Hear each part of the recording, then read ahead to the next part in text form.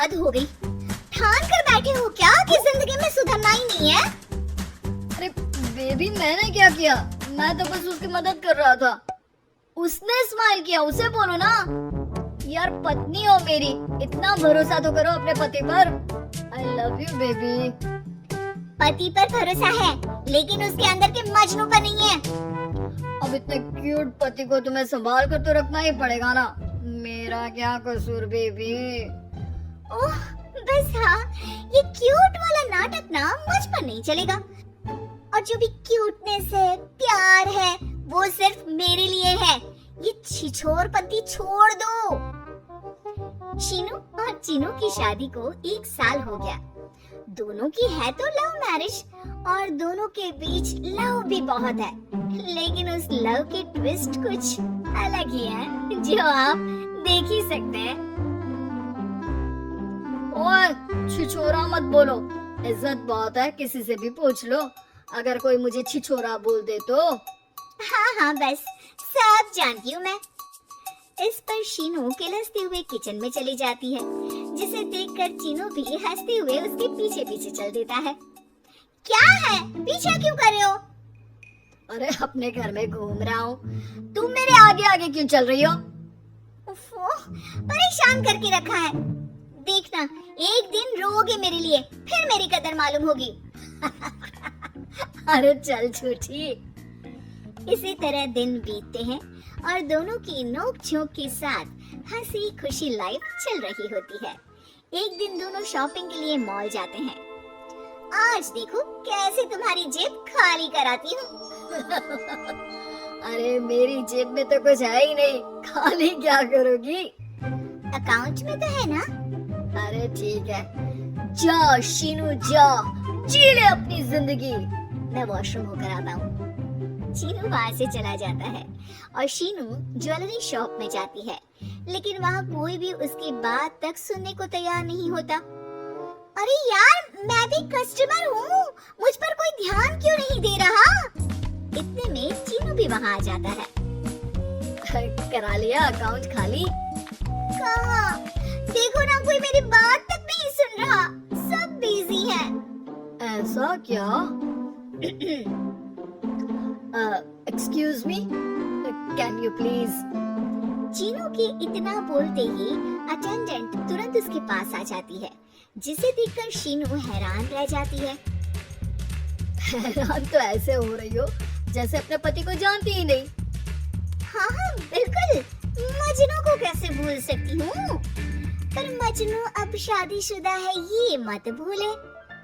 शीनू अपनी shopping continue करती है और कुछ देर बाद सारी शॉपिंग खत्म करके दोनों कॉफी पीने जाते हैं, जहाँ चीनू को रिया मिलती है, जो मिलती ही चीनू को गले लगा लेती है। ओह हाय चीनू, कितने टाइम बाद दिखे। आज भी बिल्कुल वैसे ही क्यूट हो, जिसे देखते ही दिल फिसल जाए। इस पर चीनू शीनू को देखकर तुरंत रिया को दूर करते हुए कहता है, अरे रिया, मीट माय वाइफ शीनू। और शीनू, ये रिया है, कॉलेज फ्रेंड। अच्छा, शादी कर ली? ओके, मैं चलती हूँ, बाय। हाँ, कॉलेज के मजनू, सब जानती हूँ कौन सी फ्रेंड है। वैसे वो मजनू वाली हरकतें आज तक बंद नहीं हुई ना? गले तो देखो कैसे लगाया था, जैसे उसकी पर्सनल प्रॉपर्टी हो। भूलो मत, तुम सिर्फ मेरी प्रॉपर्टी हो, और इस प्रॉपर्टी पर किसी ने नजर डाली या तुमने किसी को देखा भी तो दोनों की आंखें नोच लूंगी। ऐसा बोल शीनू गुस्से में वहाँ से चली जाती है, लेकिन इस बार चीनू उसके पीछे नहीं जाता। अरे बिना कुछ करे सुना गई, अपने आप आएगी वापस। चीनू शीनू का इंतजार करते हुए वहीं बैठ जाता है। इसी तरह कुछ घंटे बीत जाते हैं, लेकिन ना शीनू वापस आती है और ना ही उसका फोन आता है, जिस पर चीनू घर पहुंच जाता है, पर शीनू वहाँ भी नहीं होती। ये सब देख वो बहुत परेशान हो जाता है। अरे ये कहाँ गई? इतनी देर हो गई, अभी तक तो उसे वापस आ जाना चाहिए था। चीनू सभी रिश्तेदारों और दोस्तों को कॉल करना शुरू करता है, पर कहीं से भी शीनू का कुछ पता नहीं चलता। कहीं गुस्से में इधर उधर तो नहीं निकल गई? अरे पर जाएगी कहाँ? पूरा दिन बीत जाता है, लेकिन शीनू की कोई खबर ना मिलने पर अब चीनू उसे ढूंढने बाहर निकलता है। अरे कहीं उसे कुछ हो तो नहीं गया? नहीं नहीं, मेरे शीनू को कुछ नहीं हो सकता।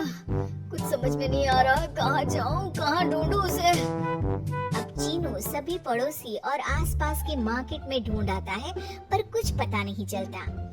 पूरा एक दिन बीत जाता है। चीनू परेशान होकर आसपास के सब अस्पताल में भी चेक करने लगता है, लेकिन हर जगह से हताशा ही मिलती है। मैंने क्या कर दिया?